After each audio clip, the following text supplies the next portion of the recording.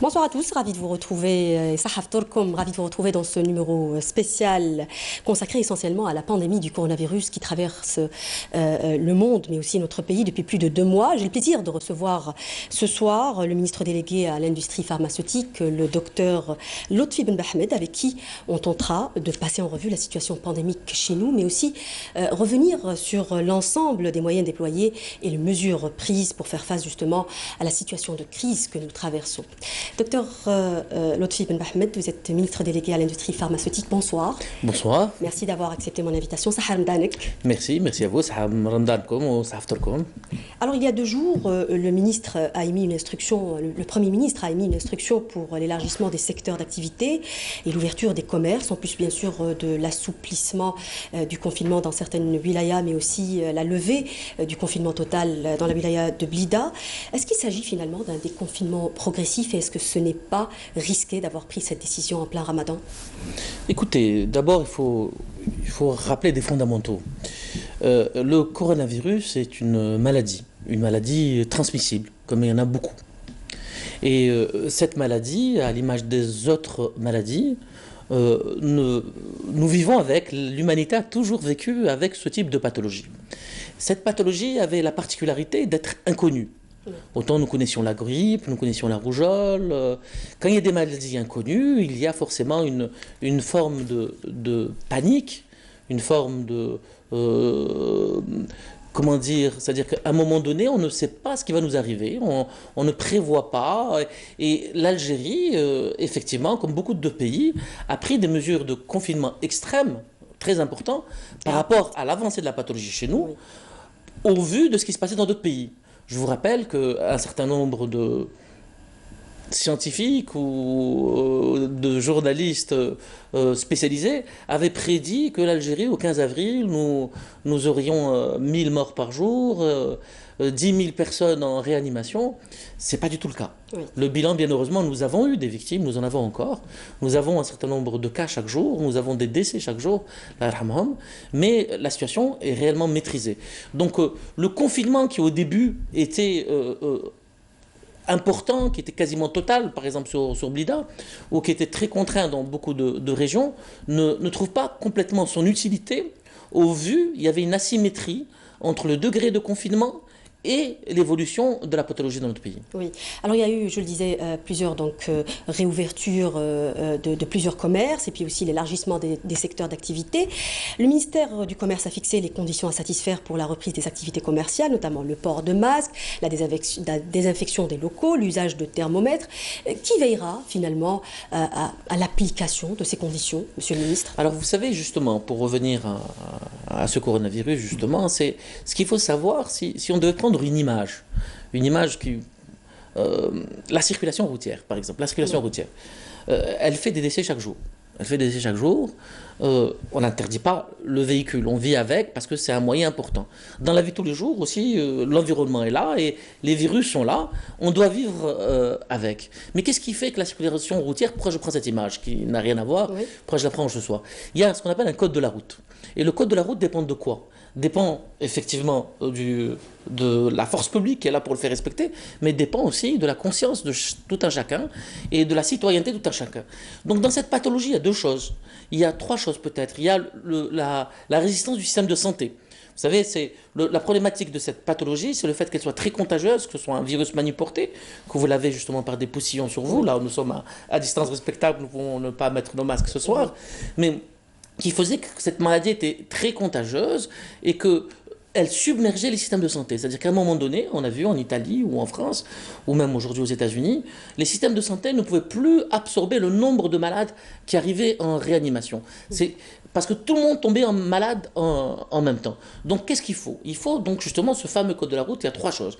Donc une première, c'est d'avoir un système de santé résistant, un système efficient, et c'est ce qu'on a pu mettre en place en Algérie, malgré ce que pouvaient décrire un certain nombre de personnes.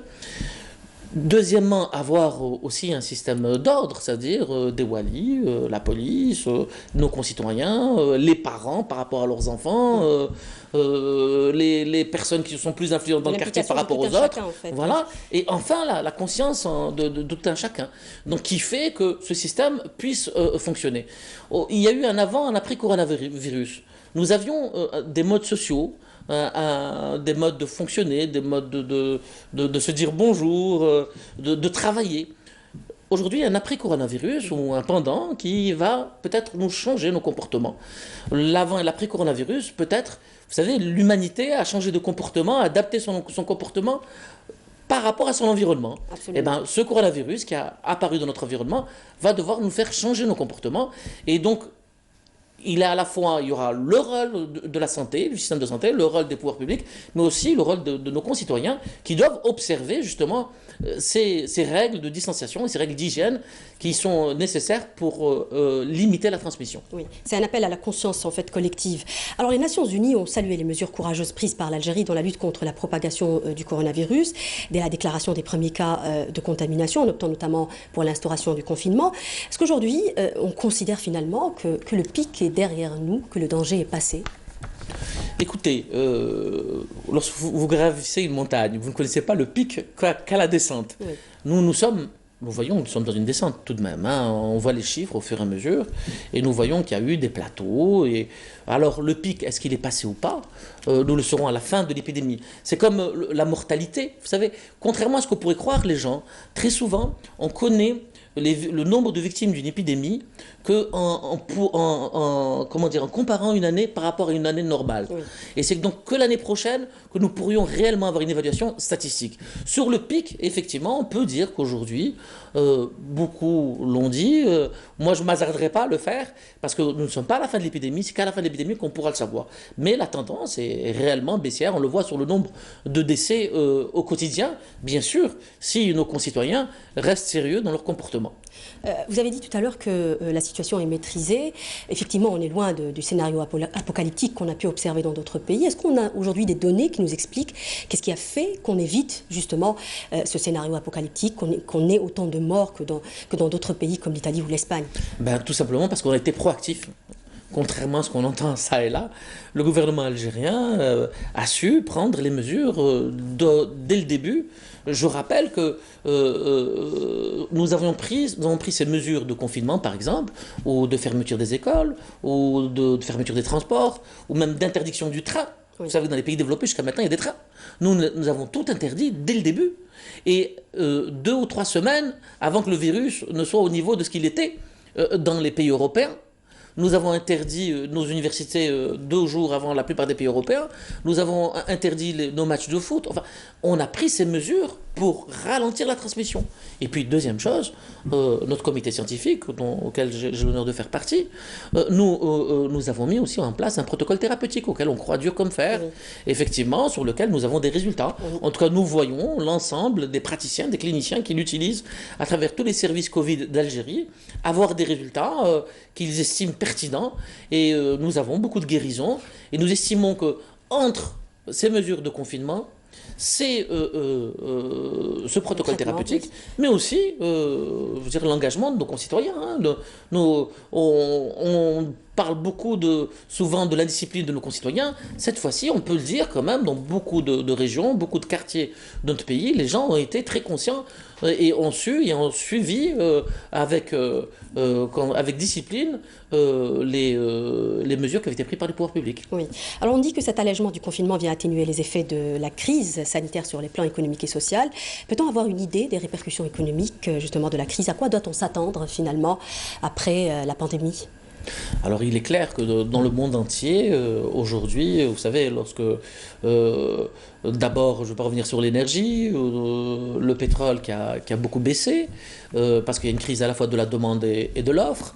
Il y a aussi l'arrêt des activités. Vous avez beaucoup d'activités économiques qui fonctionnent au ralenti. Vous-même, peut-être dans vos bureaux, et vous avez peut-être une bonne partie de votre personnel qui ne venait plus. Donc, je rends grâce à toutes les personnes, toute administration confondue, qui sont restées disponibles, qui ont continué à faire le travail et le leur et ceux des autres, et qui ont su faire que notre nation continue à fonctionner. Donc l'impact économique, il est clair, mais Par ailleurs, l'Algérie a des ressources. Oui. Je dirais, elle a des ressources. Elle a les ressources de sa jeunesse, de son organisation, de sa volonté de faire les choses. Nous ne sommes pas un pays endetté. Ça, il faut le savoir. Contrairement à beaucoup d'autres pays qui sont criblés de dettes, nous, l'Algérie, nous ne sommes pas du tout endettés. Donc, pour peu que nous suivions notre voie économique qui va vers la modernité, la numérisation, l'export, le développement de notre économie, l'après-Corona pourra peut-être même être une opportunité pour l'Algérie. Oui. Alors, doit-on comprendre... non, j'aimerais plutôt, avant de revenir peut-être aux dispositions et les mesures prises par votre département justement pour faire face à cette pandémie, est-ce qu'aujourd'hui, le problème de matériel de protection et du personnel soignant qui se posait avec acuité est aujourd'hui réglé? Oui, aujourd'hui on peut dire qu'il est réglé, mais on a souffert. On a souffert quand même. Pourquoi? Parce qu'il faut savoir que ces moyens de protection, ces bavettes, celles-ci entre autres, étaient fabriquées localement. Oui. Et c'est ce qui nous a permis de tenir un moment. Vous savez, pendant les premières semaines, nous avions quelques millions de stocks de bavettes. Nous avions 5 producteurs qui produisaient bonjour, maljour, chacun 50 000 bavettes chaque jour et qui avaient des problématiques en plus de matières premières. Donc très rapidement, la demande s'étant multipliée par 100, par 1000, il ne pouvait plus répondre à la demande. Or, dès lors, il fallait chercher sur le marché international et c'était très complexe. Parce que le monde entier voulait les mêmes produits. Donc, ce qui a été fait, et ce qui était logique, c'est que nous avions réquisitionné ces moyens de protection et nous les avions simplement, distribués qu'aux endroits qui étaient affectés par le Covid et qu'aux équipes médicales qui avaient des malades Covid. Donc ce n'était pas tous les hôpitaux dans un premier temps qui étaient équipés. Par la suite, nous avons, au fur et à mesure de la mise en place du pont aérien entre la Chine et l'Algérie, qui a été mis en place grâce à notre armée nationale populaire, dans des conditions fantastiques, parce qu'ils ont été très réactifs et ils ont été encore une fois au rendez-vous de l'histoire, nous avons pu procéder à des achats importants et aujourd'hui on peut dire que les stocks sont à plusieurs dizaines de millions au niveau de la pharmacie centrale des hôpitaux et que systématiquement toutes les commandes, je dis bien toutes les commandes de tous les hôpitaux, de toutes les cliniques sont satisfaites. Oui. Maintenant, ce qu'il faut faire aussi, c'est qu'il n'y ait pas... On a 2 types de masques dans le monde aujourd'hui. On a ces masques qu'on appelle les bavettes. Alors ces bavettes ou masques chirurgicaux, il faut savoir que ce sont des masques anti-projection. Ils ne vous protègent pas. Oui. Ils protègent les autres. Voilà, ils protègent les autres. Donc aujourd'hui, ce qu'il y a aussi, c'est ce qu'on appelle des masques alternatifs. Masques alternatifs, ce sont des masques qui sont faits en tissu. Une maman peut le faire à la maison, il y a des plans qui existent sur Internet. Le ministère de l'Industrie a lancé la production de ce type de masque, le ministère de la formation professionnelle aussi, et nous pensons que dans les semaines à venir, l'ensemble de la population pourra avoir accès aux masques alternatifs. Ces masques alternatifs sont aussi bons que ceux-là, sauf que ceux-là on les donne au personnel de santé. Pourquoi? Parce qu'ils ont la faculté d'être jetables, et quand vous travaillez, vous êtes obligé d'en changer toute la journée, et que vous êtes au contact des malades. Les personnels de santé, pourquoi ils en sont équipés? C'est pas pour ne pas tomber malade, c'est parce qu'ils ont en face des gens qui sont immunodéprimés, qui sont fatigués, qui sont vieux, et justement s'ils sont contaminés, ils pourraient contaminer énormément de patients. Oui, c'est une question très importante parce qu'il y a eu beaucoup de décès quand même parmi le corps médical mais aussi de contamination. J'insiste là-dessus. Pour les régions reculées aussi et le Grand Sud, comment ça se fait l'acheminement finalement des médicaments? L'acheminement, alors il faut savoir que la pharmacie centrale des hôpitaux, la pharmacie centrale des hôpitaux a déjà deux centres de distribution dans le Sud. Et d'ailleurs aujourd'hui notre ministre de la Santé est à Ouargla et à Tindouf, avec une équipe du ministère de la Santé, des experts, pour montrer toute la solidarité du gouvernement algérien dans ces zones-là. L'Algérie est une et indivisible. Ces régions-là seront équipées et les malades seront traités de la même façon. Bon, il se trouve que, alhamdoulilah, je veux dire, c'est des régions qui ont été beaucoup moins touchées par le Covid. Mais là où il y a eu des cas, les choses ont été prises en charge.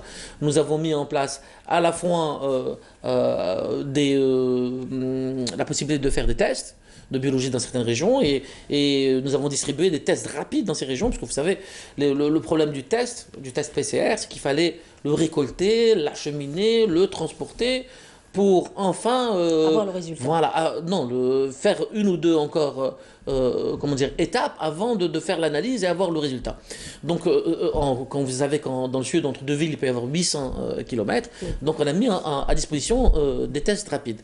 Mais nous sommes très attentifs à ce que toutes les régions du pays soient dotées, surtout si elles vivent des problématiques de santé. Je reste toujours sur la question du matériel de protection, cette fois-ci pour les médecins cabinards, c'est-à-dire travaillant pour leur compte. C'est une question qui est posée sur la page de l'émission. Alors ils disent qu'ils sont appelés à continuer à exercer, mais dans des conditions difficiles. Ils relèvent notamment l'indisponibilité du matériel de protection, notamment les masques FFP2, au niveau des officines de référence. Ils confirment tourner aujourd'hui grâce aux dons. Qu'en dites-vous? Oui, alors écoutez, d'abord il y a deux choses.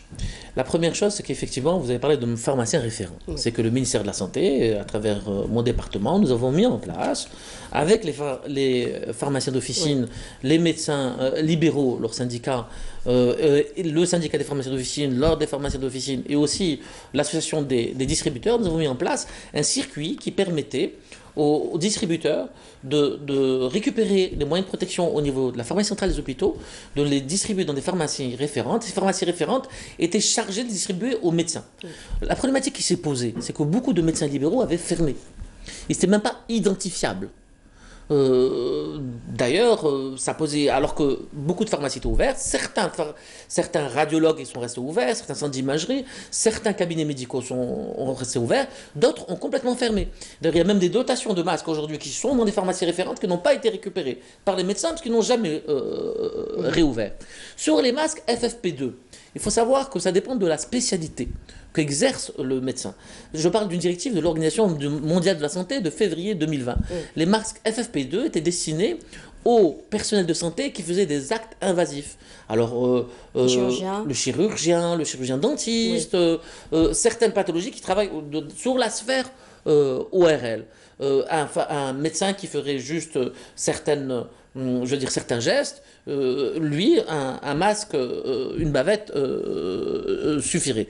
Mais malheureusement, d'ailleurs, nous avons attiré l'attention de l'ordre des médecins et des syndicats de médecins pour que ces praticiens réouvrent le plus rapidement possible. Oui. Maintenant, au-delà de ces pharmaciens référents, nous avons donné même la possibilité aux praticiens qui estimaient être frustrés parce que nulle organisation n'est parfaite, s'il y a des problématiques dans les centres de distribution, de pouvoir se rapprocher de nous, se rapprocher de la pharmacie centrale des hôpitaux pour pouvoir être, satisfaits en moyens de protection.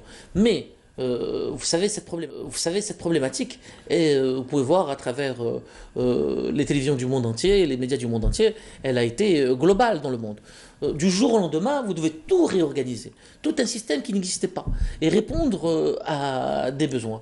Et c'est pour cela que je tiens à rendre hommage aux praticiens de santé, secteur public et secteur privé, qui sont restés debout, qui sont restés en face et qui ont pris en charge leur population conformément à leur serment d'Hippocrate ou de Galien. Oui.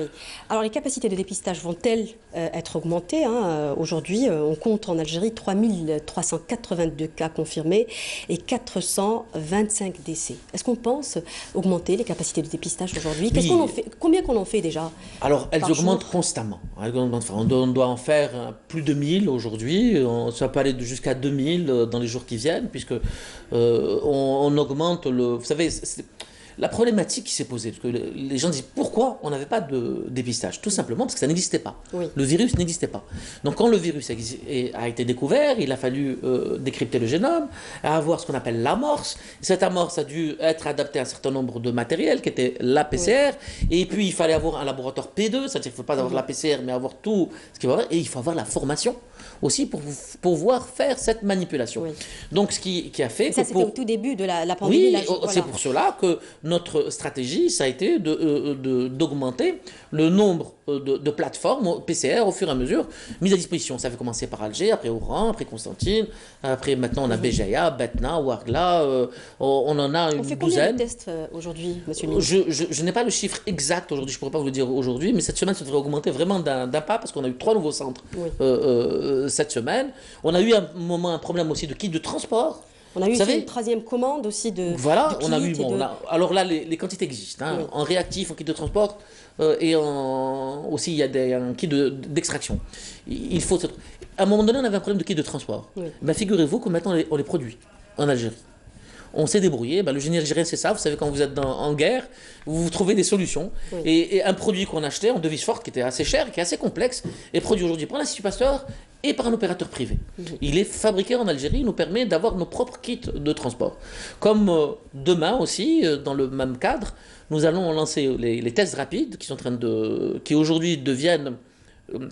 qui au début n'étaient pas très efficients, hein, n'étaient pas très... Aujourd'hui, nous avons des tests rapides maintenant qui sont, plus recommandés.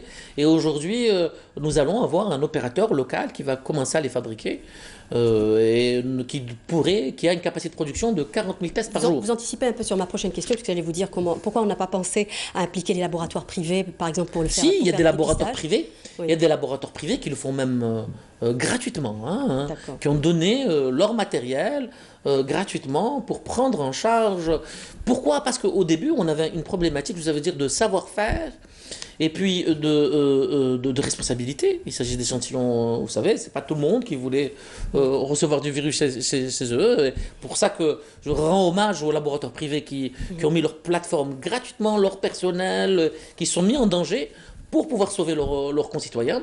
On en a un maintenant, on devrait en avoir aussi 2 ou 3 autres dans différentes régions du pays. Mais il y avait aussi un problème aussi de disponibilité aussi des réactifs. Vous savez, c'est un combat technologique. Parce que quand les réactifs ont existé après, les pays se les arrachaient. Il ne s'agissait pas simplement, vous savez, de possibilités financières. Mais il fallait avoir un vrai poids diplomatique et politique. Et l'Algérie a su faire à ce niveau-là, que ce soit avec la Chine ou avec l'Inde, aussi on attend de la matière première pour fabriquer encore d'hydroxychloroquine. Tous ces produits-là, nous avons dû batailler avec les sociétés qui fournissaient, et on a dû aussi compter sur notre propre génie, sur notre propre industrie. Et heureusement, les gants par exemple, on en produit suffisamment, on en a même exporté. Pendant cette période, on a fait des dons à l'Italie, qui est un pays développé, qui a dû prendre les gants d'Algérie. On a pu faire tenir quelques semaines en attendant d'en importer pour les bavettes. Les masques FFP2, il y a même un producteur qui pense pouvoir les faire dans les mois qui viennent. Donc cela démontre qu'il est fondamentalement important d'avoir une industrie pharmaceutique locale. Ça reste un secteur stratégique et il faut pouvoir répondre à ses propres besoins, au moins pour les produits de base. Les antibiotiques, les Zitromax, on avait 8 producteurs. Nous n'avons pas payé une boîte de Zitromax. Ils ont tous été offerts à la PCH, à la pharmacie centrale des hôpitaux, par les producteurs algériens. 500 000 boîtes. 350 000 boîtes aussi pour la déroxychloroquine. Justement, parce que vous parlez de traitement, justement. Alors l'Algérie a fait le choix, vous en avez touché tout à l'heure un mot, on y revient peut-être plus longuement. On a fait le choix du protocole à l'hydroxychloroquine, qui semble d'ailleurs avoir des résultats positifs. Nous avons à peu près 1508 personnes guéries. Est-ce que l'efficacité aujourd'hui thérapeutique de ce traitement est prouvée? En tout cas, nous, on le constate. C'est, vous savez, la plus grande frustration lorsque vous êtes responsable d'un secteur de santé ou vous êtes professionnel de santé, c'est de ne pas pouvoir prendre en charge un malade.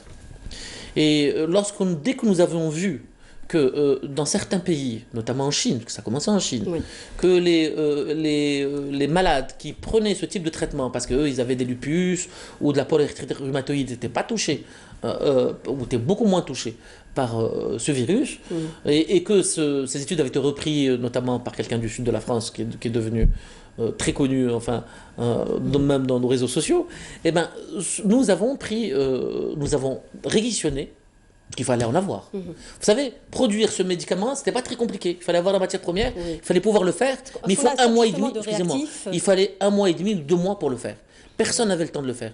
Nous en avions, du fait qu'il était produit localement, et nous avons pu réquisitionner 300 000 boîtes, et chaque boîte, c'est un traitement. C'est-à-dire que nous pouvons prendre en charge 300 000 malades. Et nous avons 450 000 autres boîtes qui arrivent, et 150 000 encore dont 150 000 boîtes qui arrivent. Donc pourquoi nous y croyons?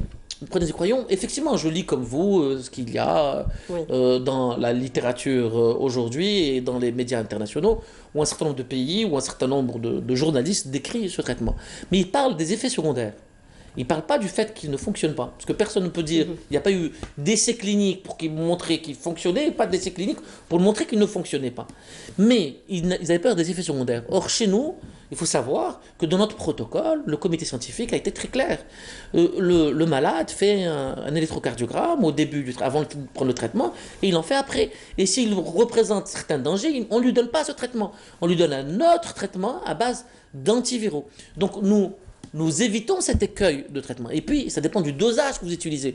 J'ai vu des essais dans le monde où ils allaient jusqu'à 1200 mg. Nous sommes à 600 par jour dans notre traitement. Donc, et puis, il y a des associations de produits. Et puis, il y a le milieu aussi dans lequel ils sont, où ils prennent la première semaine, ça dure 10 jours. Vous savez, en tant que pharmacien, je prenais en charge des gens qui avaient de la polyarthrite rhumatoïde, qui n'étaient pas forcément en bon état sanitaire, qui étaient âgés, qui prenaient 400 mg de ce produit chaque jour, tout au long de leur vie. Et là, c'est 600 mg pendant 10 jours. Oui. Donc, bon, on a du recul. C'est un ancien produit. La marge, en fait, on parle beaucoup de ça, parce que la marge thérapeutique dans ce traitement est très réduite. Oui, voilà. Mais on est dans des dosages. Vous avez parlé justement des malades qui nécessitent, comme voilà, le polyarthrite rhumatoïde et lupus. Oui. Voilà. En réquisitionnant justement les stocks, est-ce que vous ne les pénalisez pas, on a réquisitionné les stocks chez les producteurs, pas ce qui était dans les officines. Et puis, on a tout de suite mis en place un système qui permet aux pharmaciens d'officine, parce que vous savez, le risque, c'était quoi? C'est ce qui s'est passé dans un certain nombre de pays. Même les pays qui décrivent l'hydroxychloroquine n'en ont plus dans leur pharmacie depuis longtemps, parce que les stocks ont été pillés. Pourquoi? Parce que vous, moi, tout le monde panique, il y a un médicament miracle, tout le monde va l'acheter et va le mettre dans sa voiture, dans son armoire, il va périmer, et lorsque le malade en aura besoin, personne n'en trouvera. Donc nous, on a réquisitionné les stocks à la fois pour les malades Covid, mais aussi pour les autres malades. Parce que si on les avait laissés en officine, ceux qui avaient la polyarthrite rhumatoïde ou ceux qui avaient le lupus, ils ne l'auraient pas trouvé. Parce qu'il y aurait eu des tas d'ordonnances de complaisance qui auraient circulé, ou des gens qui auraient pris ces produits et pour les garder chez soi au cas où. Donc nous avons réquisitionné ces stocks, nous avons mis en place un canal qui permet aux pharmaciens, je dis bien aux pharmaciens, de récolter les ordonnances de leurs malades et d'aller à la PCH et de les prendre. Je sais que c'est un peu fastidieux, que c'est un peu compliqué, mais je sais que beaucoup de pharmaciens font l'effort et prennent en charge ces malades. Dans le cas où le malade ne trouve pas ce produit-là chez son pharmacien, si son pharmacien ne fait pas l'effort, il peut s'adresser aussi à la structure hospitalière la plus proche, qui prenne en charge du Covid, et avec cette ordonnance de polyarthrite rhumatoïde, on lui donne son traitement. Alors, gratuitement. On reste sur les chiffres. Alors, 3382 cas confirmés en Algérie, mais le nombre des personnes sous traitement est à peu près de 5863. Alors, est-ce qu'il n'y a pas de risque de mettre des personnes sous chloroquine alors qu'on n'a pas la certitude qu'ils sont positifs Covid-19? Donc, d'abord, il faut savoir qu'est-ce que c'est la certitude, que veut dire la statistique, et quelle est la seule certitude qu'on a d'avoir, selon les préceptes et recommandations des scientifiques et de l'Organisation mondiale de la santé, c'est qu'on vous fasse la fameuse PCR. Oui. La fameuse PCR, c'est-à-dire que vous fassiez ce test-là, on vous prend avec un écouvillon, c'est comme un long coton-tige dans le nez et au fond de la gorge, du mucus, du prélèvement, et qu'il soit transporté et analysé, qu'il y ait une extraction pour en déduire l'ARN. Il n'y a que comme ça qu'on sait que vous êtes sûrement Covid positif. Après, il y a d'autres méthodes. Vous savez, quand vous êtes clinicien et que vous êtes, par exemple, dans un foyer épidémique. Oui. Je prends, par exemple, l'exemple de Boufarik ou de Blida à un moment donné. Vous aviez des dizaines de malades qui venaient. Vous savez, le clinicien, ce qui l'intéresse, c'est de prendre en charge son malade. Ce n'est pas d'avoir la certitude scientifique qu'il est. Quand vous avez la rougeole, je ne vais pas vous faire un test de sérologie. Vous avez des boutons, il y a une épidémie de rougeole, je sais que vous avez la rougeole. Quand vous étiez Covid et que votre famille était Covid, que vous avez une dyspnée respiratoire et qu'en plus, on a d'autres outils comme l'imagerie, par exemple le scanner, qui permettrait avec une image, il y a des images qui sont caractéristiques. Je ne vais pas rentrer dans les détails, mais qui nous permettent, pas d'orienter à 100%, mais d'avoir de fortes présomptions que ce soit un Covid. Entre le scanner ou même simplement, je veux dire, les symptômes dans un foyer épidémiologique, je vous prends en charge. Je ne vais pas attendre que vous fassiez le test pour vous prendre en charge. Moi, l'essentiel, c'est que je vous prenne en charge. C'est d'agir dans l'urgence. Bien sûr, Oui. en toute connaissance. Et après, une fois que vous prenez votre traitement, que vous êtes sous traitement, vous avez le temps, peut-être, après, de faire le test et éventuellement que ce soit négatif. Mais très sincèrement, je fais confiance à nos cliniciens. Vous savez, quand ils sont dans des foyers épidémiques, qui reçoivent beaucoup de monde, ils font après la différence. Oui. Et c'est pour cela que vous avez des distorsions dans les... je vais vous donner des chiffres. En Chine, on a rajouté encore 5000 morts il y a quelques semaines. Dans d'autres pays, vous avez le nombre de guéris qui est à 200 par rapport à 200 000 gens atteints. Il est clair que les chiffres sont une image, Oui. sont une photo, sont un instantané d'une situation.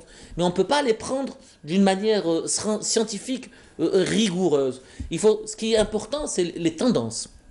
C'est les tendances. Et la tendance chez nous, c'est lorsqu'on voit le nombre de cas et le nombre de décès. Il y en a toujours trop des cas, pour moi, en tant que professionnel de santé. Pour moi, j'en aurai toujours. Tant qu'il y en aura un, je ne serai pas satisfait. Oui. Mais il y en a toujours. Si on devait voir toutes les pathologies qui existent dans le quotidien et tous les virus qui circulent dans le quotidien, je peux vous assurer qu'on est positif à beaucoup d'autres virus. Il se trouve que le contexte international et la dangerosité, je veux dire, par le fait que ça soit hyper contagieux, c'est la contagiosité de cette maladie, encore une fois, qui fait qu'il a submergé le système de santé. Le système de santé algérien n'a pas été submergé. On disait qu'on avait 6000 lits qui pouvaient aller à la réanimation. On nous disait que non, qu'il n'y en avait que 400, qu'on n'en aurait pas plus que 400 ou 500.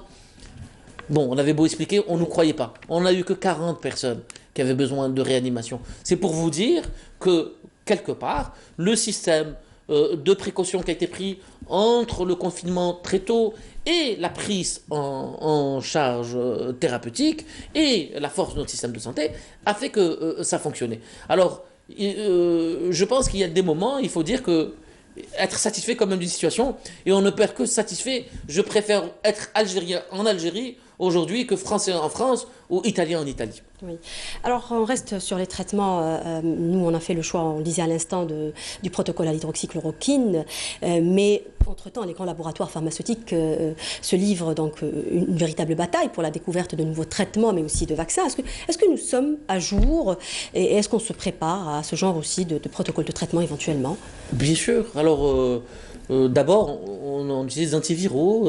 On a de la recherche et développement en Algérie. Je veux dire, oui. Ça va étonner certains, mais c'est vrai. On a un laboratoire algérien qui a présenté un protocole sur lequel il veut faire des essais, sur lequel que le comité scientifique a étudié, qui apparaissait comme sérieux.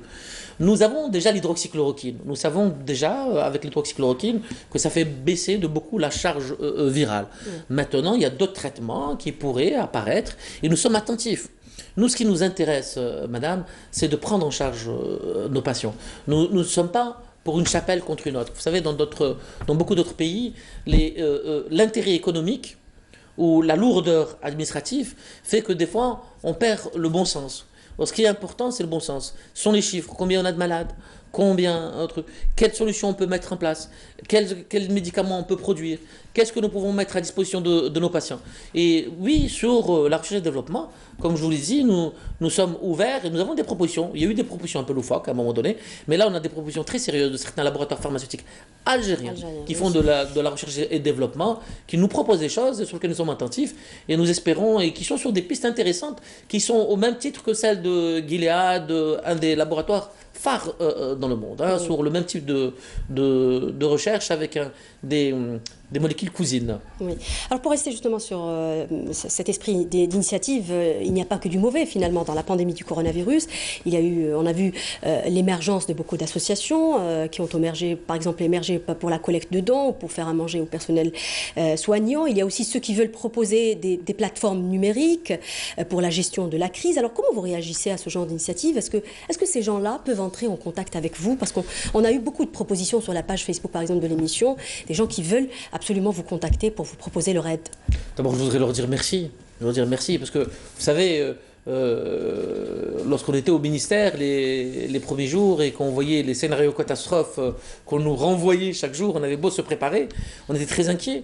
Et cette inquiétude a laissé place à cet immense élan de générosité, cet immense élan de solidarité que seuls les Algériens savent faire à tous les moments de l'histoire. Et effectivement, alors nous avons mis Hein, Monsieur le Premier ministre a mis en place, le gouvernement algérien a mis en place une stratégie pour recevoir les dons. Alors, il y avait ceux qui voulaient donner du numéraire, il y avait des comptes bancaires qui étaient ouverts.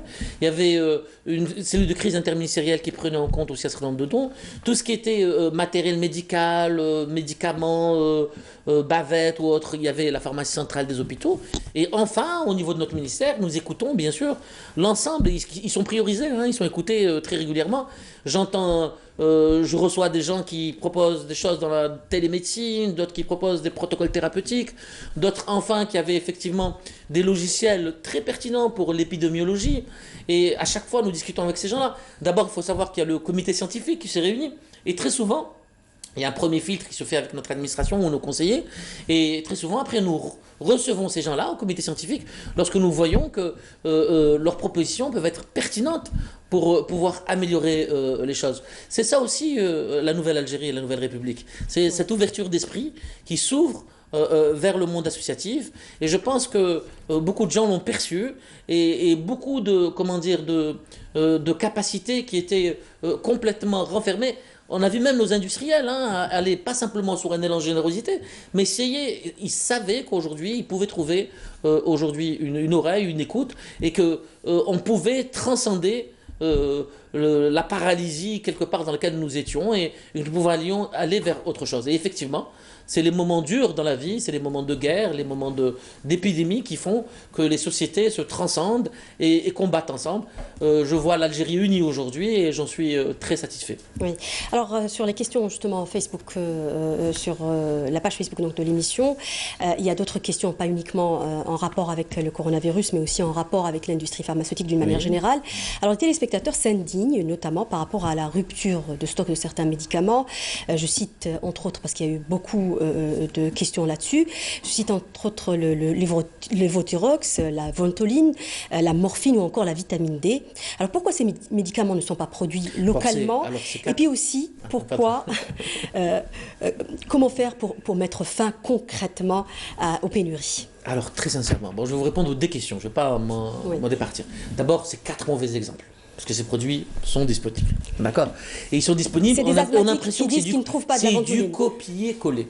C'est du copier-coller, on a l'impression que c'est des gens, c'est pas des professionnels du secteur, parce qu'ils en ont, et ça j'en suis persuadé. Il y a eu à un moment donné une inquiétude sur les Levothyrox, parce que au niveau du laboratoire national de contrôle, on avait mis un peu du temps à l'analyser. Vous savez, avec le Covid-19, qu'est-ce qui se passe? Il n'y a plus de transport. Les usines sont fermées. L'Italie du Nord exporte dans le monde 25 milliards de dollars de médicaments. La France, presque autant. Le monde est paralysé. Il peut y avoir des problématiques, effectivement, d'approvisionnement et de rupture. Nous, dès le premier mois, dès janvier, dès qu'on a vu que ça commençait, on a appelé l'ensemble des laboratoires. On leur demandait de renforcer leur stock en matière première pour les producteurs et en produits finis pour cela. Je ne dis pas qu'il n'y a pas de rupture. Maintenant, les ruptures, c'est un problème récurrent en Algérie qui était dû à une mauvaise gouvernance. Je le dis comme je le disais avant, comme en étant ministre, il y avait une très mauvaise gouvernance du secteur. Aujourd'hui, on va vers la numérisation. On a installé un nouveau directeur général de la pharmacie. On a enfin une agence du médicament. Vous savez, on a nommé un directeur, mais surtout, il y a un budget maintenant. Le gouvernement a mis en place un budget, a mis en place des équipements, a mis en place un lieu, c'est-à-dire des locaux. Le LNC et l'agence font il y a je peux vous assurer que d'ici la fin de l'année, l'industrie pharmaceutique fera un bond d'au moins 20% au niveau de sa production.